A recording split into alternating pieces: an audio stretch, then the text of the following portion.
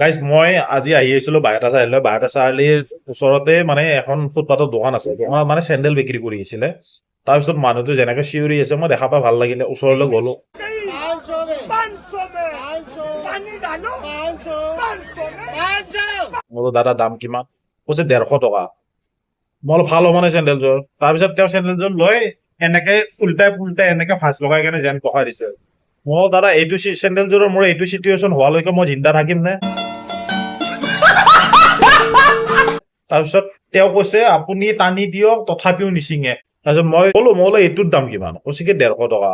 তাৰপিছত মই তেওঁ কৈছো মই দাদা এইটোৰ দাম বঢ়ক কাৰণ এইটো অমৰ চেণ্ডেল আপুনি যেনেকুৱা চিষ্টেমত ভাঁজ লগাইছে মানুহ মৰি যাব গাড়ী বুঢ়া হৈ যাব চেণ্ডেল কেতিয়াও নিচিঙে তাৰপিছত মই ভাবিছো মই বোলো এই চেণ্ডেলযোৰ কোনটো চেণ্ডেল হ'ব লাগিব জানানে ৰাস্তা দি গৈ থাকিলে কেতিয়াবা যে আমি যি ফ্লাইঅভাৰৰ ওচৰত নহলে ব্ৰিজৰ ওচৰত যে একপাত চেণ্ডেল পৰি থকা দেখা পাওঁ প্ৰায় জেগাত একপাতে চেণ্ডেল থাকে